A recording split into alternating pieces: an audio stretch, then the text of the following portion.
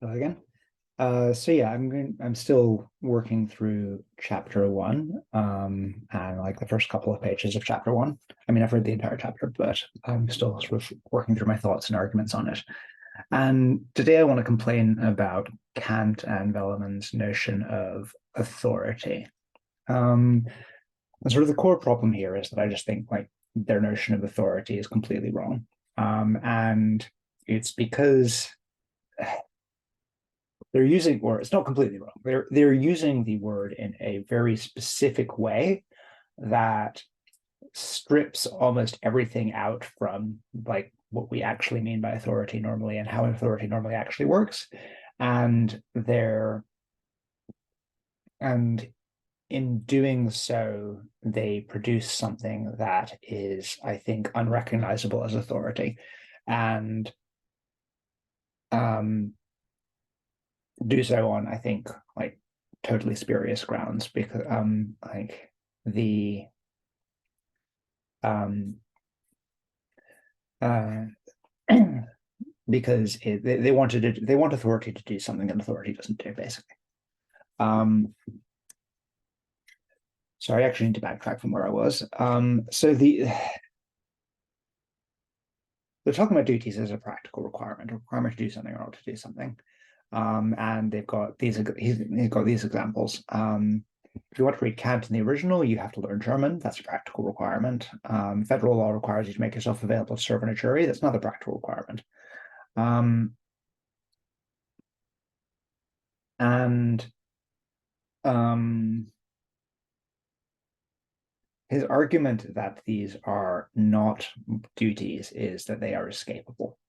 Um, you can escape the first one by not having by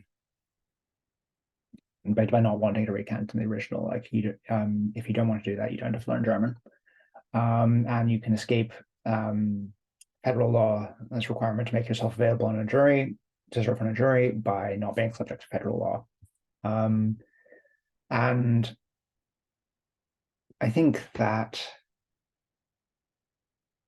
that second one is fake, basically, because it isn't actually up to you whether you're subject to federal law. And his argument is that you can, as that, and so he's resting like his notions of duties on a um, notion of whether you can escape from the authority of the practical requirements, but but in particular, like it's on the notion on whether you can, not whether you do. And you probably can't escape federal law if the US government thinks you're subject to federal law. And I think this sort of shows up very well in here, which is Kant's argument that moral duties can't depend on God, which is, I think, basically retreading 2,000-year-old arguments from a Greek whose name I never remember how to pronounce, Euthyphro, of like the classic paradox is, do we like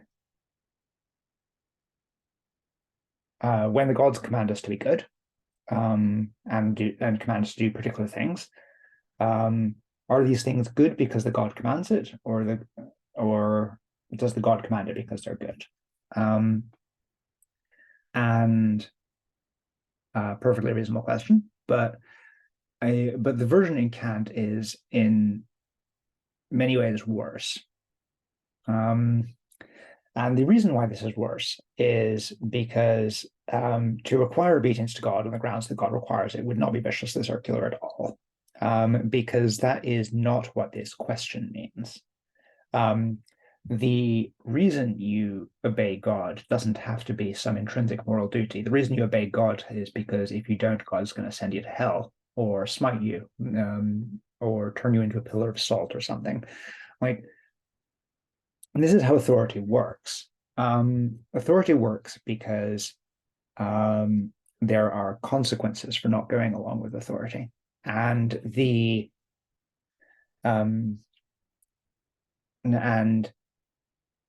this is escapable in the sense that you can go, oh well, I don't care about going to hell. But try it. See whether you can actually escape that.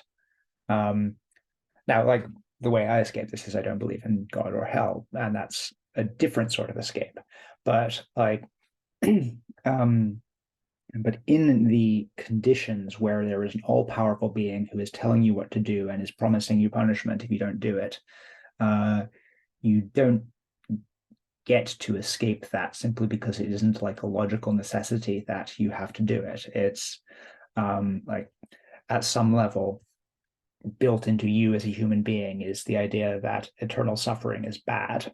And this is true, like, regardless whether you're talking about God or the US government. Like, yes, okay, you may not have a moral duty to obey the US government, but if the US government is going to lock you up if you don't do it, then you have a inescapable practical requirement to do it effectively.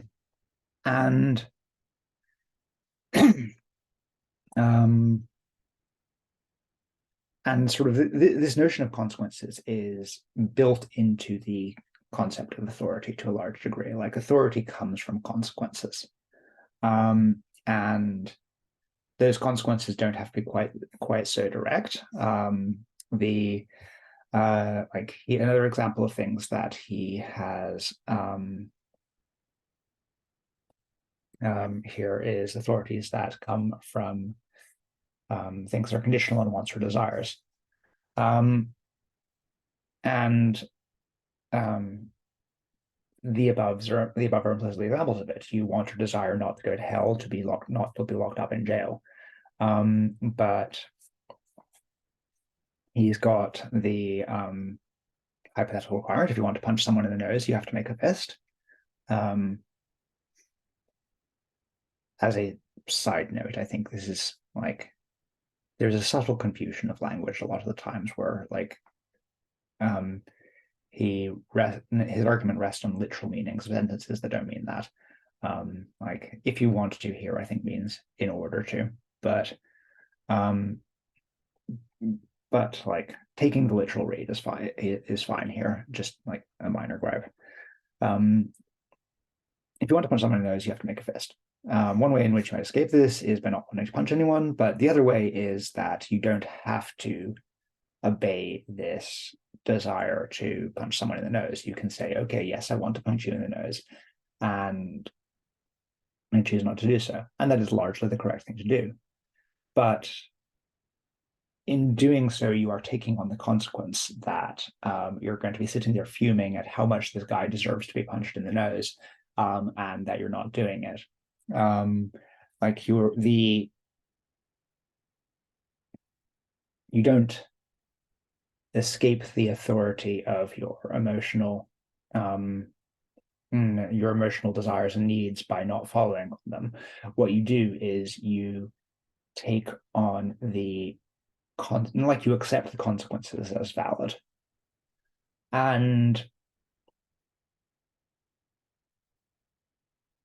like or not valid, like as a acceptable price to pay for the thing you have chosen to do.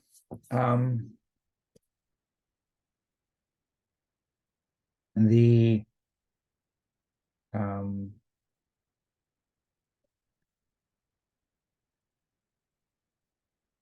and the way that and yeah and so like this is what I mean by being intrinsic to authority. And his he's trying to argue that moral authority must be self-supporting, but my counter to this is that many of the things that we would recognize as moral do have this authority external to them in some way. Um, so I um,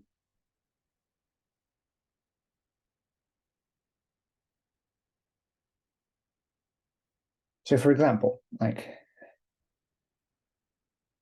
self-preservation is a hypothetical requirement in this sense. That is, it has a, like, if you don't want to get hurt, here's the thing you need to do structure. And this is escapable in the sense that you can just decide, okay, I'm fine with getting hurt, but it is inescapable in the sense that you probably can't do that.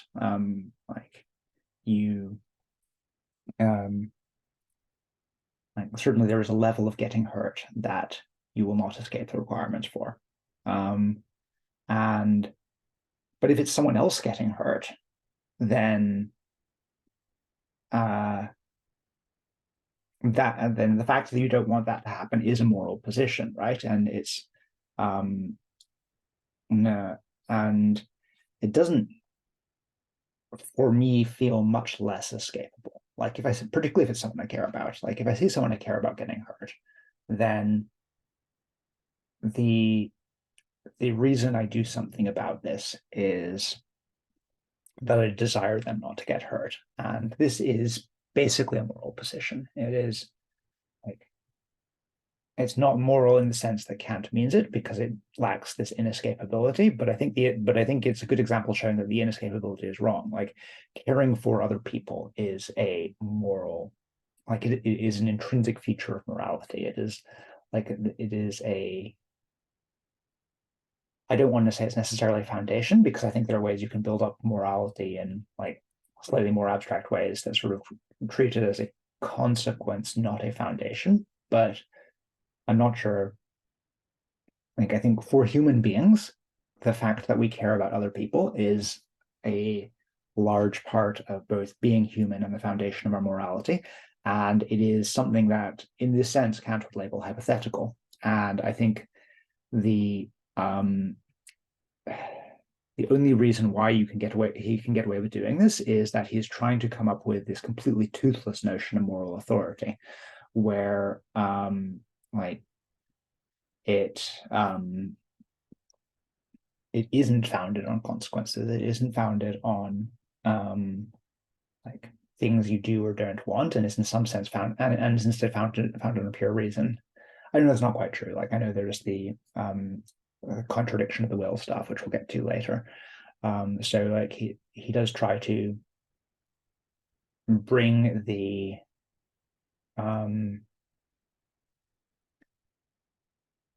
he does try to bring like wants and desires into it as essentially a selection process. But I think these have but I think like it's really important that you cannot step away from the relationship of consequences and authority. Authority flows from the ability to impose consequences for actions. And if you are looking for a source of moral authority that doesn't do that, I think you're looking into entirely the wrong place.